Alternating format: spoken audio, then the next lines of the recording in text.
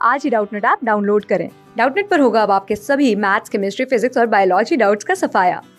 बस अपने क्वेश्चन की फोटो खींचो, उसे क्रॉप करो और तुरंत वीडियो सोल्यूशन पाओ। Download now. नमस्कार दोस्तों, हम पढ़ रहे थे कहानी बस की सैर, जिसके लेखक है वल्ली कानन जी। दोस्तों, कहानी के पिछले भाग में यानी भाग 2 में हमने पढ़ा कि आखिरकार वल्ली बस में बैठने के लिए जाती है। बस की सैर का सपना, बस की सैर की इच्छा, बस में सैर करने की इच्छा उसकी पूरी हो जाती है। बस में सैर करते वक्त वह खिड़की से बाहर झाँकती है खड़े होकर और बाहर के दृश्यों का वह लुत्फ़ उठाती है, उसको आनंद लेती है। मनोहर बाहर के दृश्य को देखकर वह बहुत खुश होती है। और हमने यह भी जाना कि बस में कंडक्टर और कई लोग उससे कई तरह की बातें पूछते हैं, लेकिन वह सबसे अकड़ कर बातें करती है, सबसे तेज तर्रार में बातें करती है। और अंत में हमने यह भी जाना कि एक बूढ़ी अम्मा उसके पास आकर बैठ जाती है और कई तरह के सवाल वह भी अ, वल्ली से करने लग जाती है। कहती है कि इतने छोटे होकर तुम शहर में जाकर क्या करोगी? कहाँ जाना है? तो वह बूढ़ी अम्मा का जवाब देते हुए कहती है कि मुझे सब पता है। हमने पिछले भाग में जाना था कि जो व्यक्तित्व है वल्ली का वह बहुत साहसी है। पढ़ते हैं भाग 3 को, जानेंगे कि लेखक ने वल्ली की बस की सैर के बारे में हमें और क्या-क्या बताया है।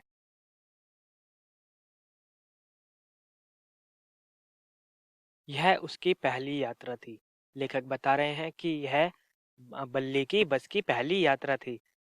इस सफर के लिए उसने सचमुच कितनी सावधानी और कठिनाई से योजना बनाई थी। इसके लिए उसे छोटी-छोटी जो रेज़गारी भी हाथ लगी, इकट्ठी करनी पड़ी। उसे अपनी कितनी ही इच्छाओं को दबाना पड़ा, जैसे कि वह मीठी गोलियाँ नहीं खरीदेगी, खिलौने, गुब्बारे कुछ भी नहीं लेगी। यहाँ लेखक बता रहे हैं कि उसने इस बस की सैर के लिए, इस बस की सफ़र को पूरा करने के लिए कितनी इच्छाओं का त्याग किया था। बच्चों को मीठी गोलियाँ कितनी पसंद है, गुब्बारे खरीदना कितना पसंद है, खिलौने खरीदना कितना पसंद है, लेकिन इन सब इच्छाओं का उसने त्याग कर अपने बस की सैर को मुख्य समझा और छोटी-छोटी रेज़गारी जहाँ से उसके हाथ लगी, उसने वहाँ से एकत्र की अपनी बस की सैर को पूरा करने के लिए। कितना बड़ा संयम था यह। और फिर विशेष रूप से उस दिन जब जेब में पैसे होते हुए भी गाँव के मेले में गोल-गोल घूमने वाले झूले पर बैठने को उसका कितना जी चाह रहा था। लेखक बता रहे हैं कि कहने को तो वल्ली की उम्र सिर्फ 8 वर्ष की थी। 8 वर्ष का बच्चा इतना मामूली बच्चा होता है कि वह झूले में झूलना, खिलौने खरीदना, गुब्बारे खरीदना और मीठी गोलियाँ, आइसक्रीम खाना, इन सब को ही वह मुख्य समझता है। लेकिन इन सब से परे वल्ली का व्यक्तित्व अलग था।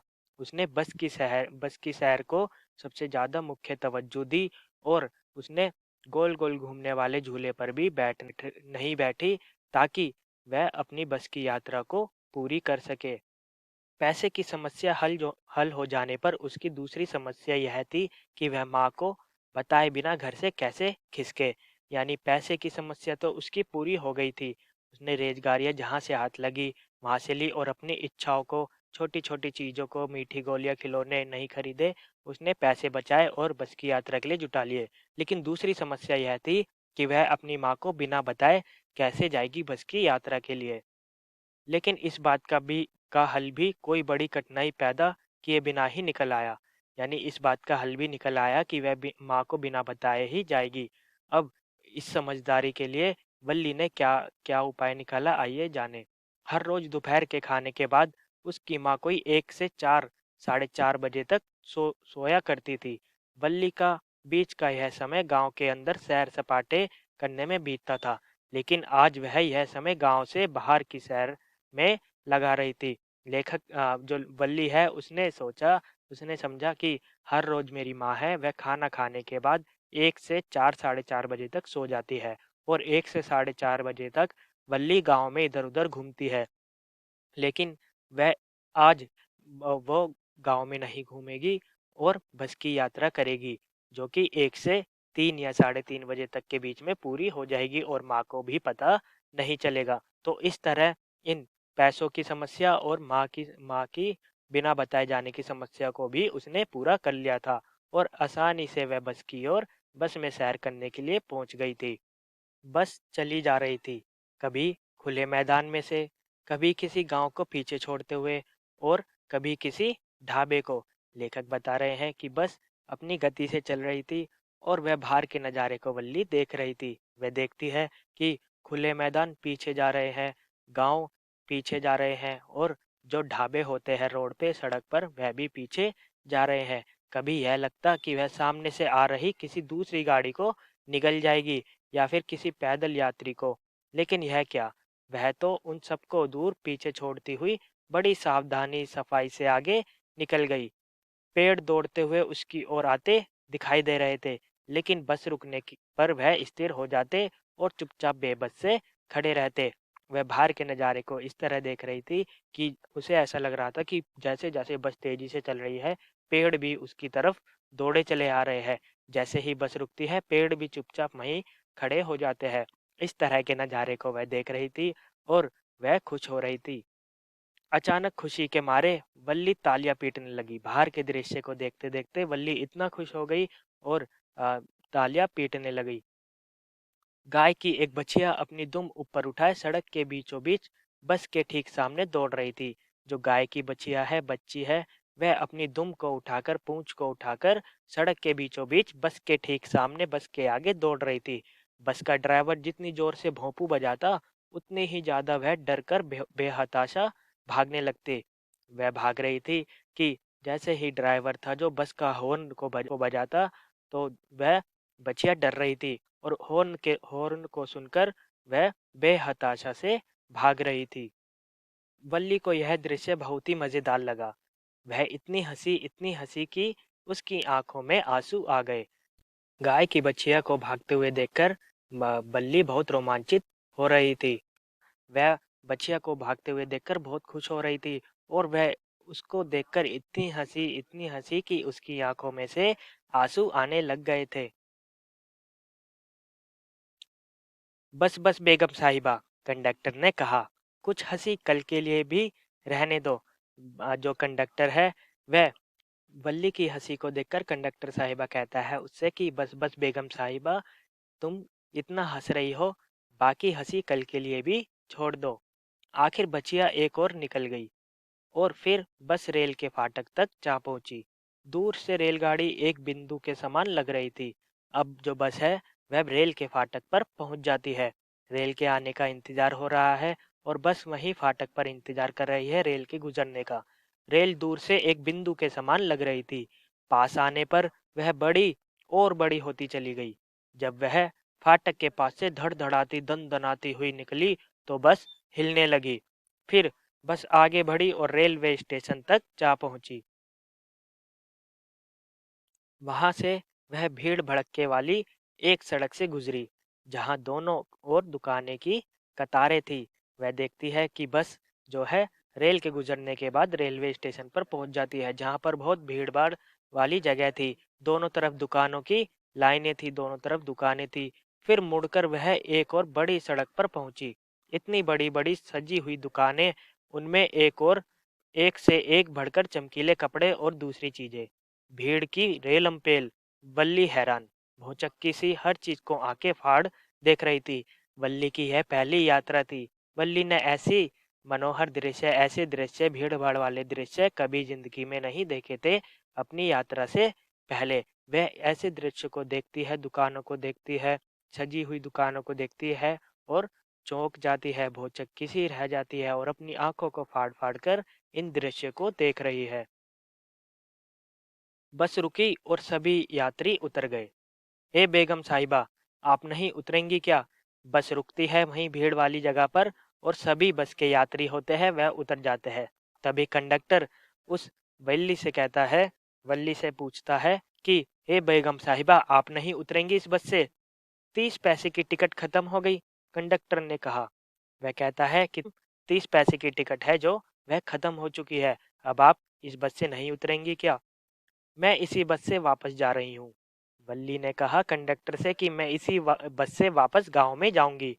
उसने अपनी जेब में से 30 पैसे और निकालकर रेजगारी कंडक्टर को देते हुए कहा। वह अपनी जेब में से 30 पैसे निकालती है और जाने का किराया देते हुए कंडक्टर को कहती है कि मैं इसी बस से वापस अपने गांव में जाऊंगी। क्या बात है? वह कंडक्टर उससे पूछता है, क्या बात है? वल्ली कहती है, कुछ नहीं। मेरा बस में चढ़ने का जी चाहा बस। वह कहती है कि मेरा बस में चढ़ने का मन हो रहा था इसलिए मैं बस में चढ़ गई और कुछ बात नहीं है। तुम शहर देखना नहीं चाहती? कंडक्टर वल्ली से कहता है पूछता है कि तुम शहर को देखना नहीं चाहती? वह कहती है अकेली? ना बाबा ना, मुझे डर लगता है। जो वल्ली है यहाँ अपनी समझदारी दिखाते हुए कहती है कि मैं शहर में नहीं जाऊंगी, मैं तो बस में यात्रा करने के लिए ही आई थी। मुझे अकेला घूमने में डर लगता है। उसने कहा। उसके हाव भाव पर कंडक्टर को बड़ा मजा आ रहा था। लेकिन तुम्हें बस में आते हुए डर नहीं लगा? उसने पूछा। कंडक्टर ने फिर आ, वल्ली से पूछा कि तुम्हें बस में आते हुए डर नहीं लगा जो तुम्हें बाजार में जाते हुए डर लग रहा है? वह कहती है इसमें डर की क्या बात है? वल्ली ने जवाब दिया। अच्छा तो उतरकर उस जलपान गृह में हो आओ, कॉफी पी लो, इसमें डर की क्या बात है? वह कहता है कि बस बस में से उतरकर तुम जलपान कर लो, कॉफी को पी लो, इसमें डरने की कोई बात नहीं है।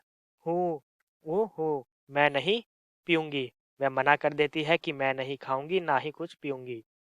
अच्छा तो क्या मैं तुम्हारे लिए कुछ पकोड़े या चबेना लाऊं? वह कहता है वल्ली से क्या मैं तुम्हारे लिए कुछ पकोड़े लाऊं या चने लाऊं चबाने के लिए, खाने के लिए? वह कहती है नहीं, मेरे पास इनके लिए पैसे नहीं है, मुझे बस एक टिकट दे दो। वह कहती है कि नहीं, मेरे पास इनके लिए पैसे नहीं है, खरीदने के लिए पैसे नहीं है, मुझे बस वापिस जाने की एक टिकट दे दीजिए।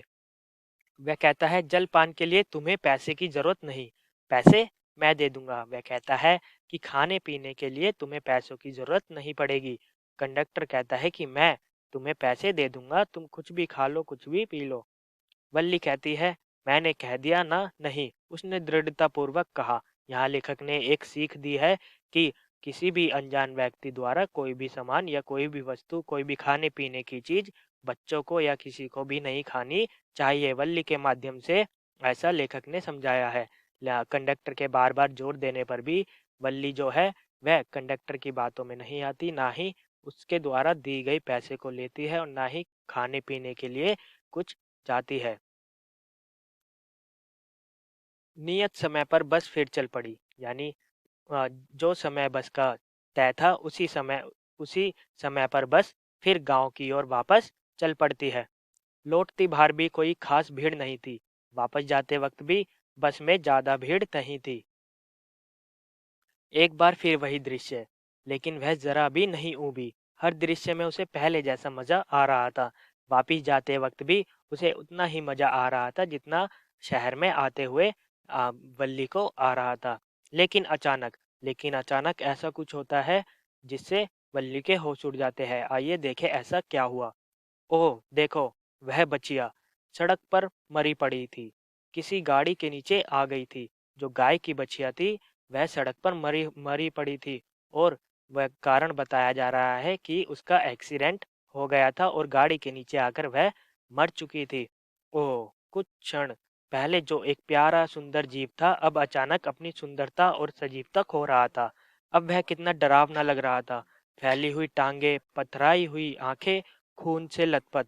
लेखक यहाँ बता रहे हैं कि कुछ समय पहले वल्ली जिस गाय के बच्चियों को देखकर खुश हो रही थी, तालियां बजा रही थी, अब उसे देखकर उसे डर लग रहा है। उसकी फैली हुई टांगे, पथराई हुई आंखें और उसका शरीर पूरा खून से लथपथ पड़ा था।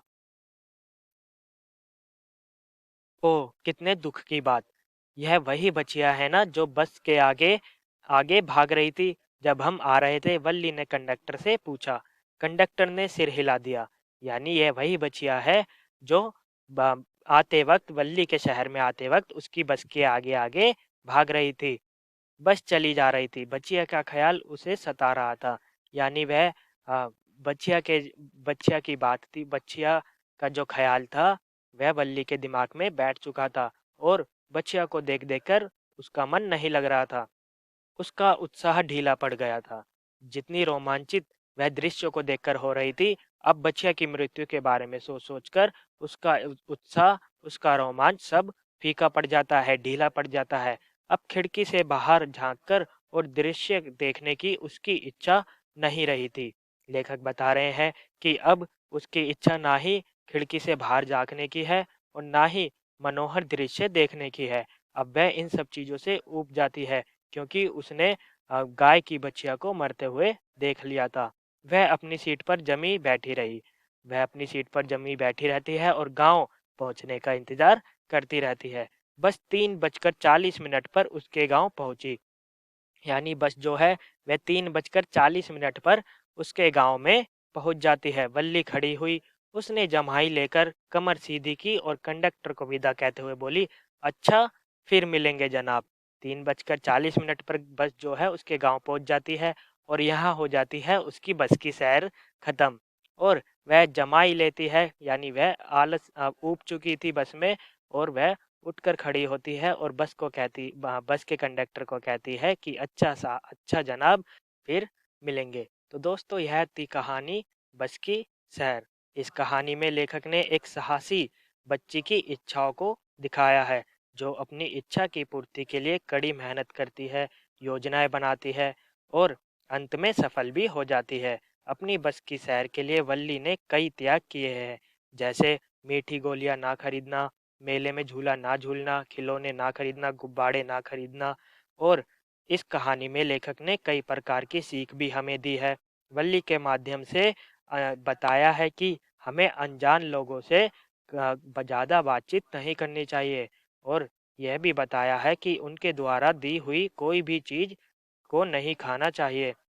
जैसे वल्ली ने कंडक्टर द्वारा कहा गया था कि तुम जलपान कर लो, जिसके पैसे मैं दे दूंगा, जिसे वल्ली नकार देती है। यही सीख हमें लेखक दे रहे हैं। कहानी बहुत मज़ेदार थी, जिसे हमने आसानी से समझ लिया। तो दोस्तों, यह थी कहानी बस की सैर। धन्यवाद। क्लास 6 से 12 से लेके नीट, IIT, जेई मेंस और एडवांस के लेवल तक 10 मिलियन से ज़्यादा स्टूडेंट्स का भरोसा। आज ही डाउनलोड करें डाउटनेट ऐप या व्हाट्सएप कीजिए अपने डाउट्स 8400 400 400 पर।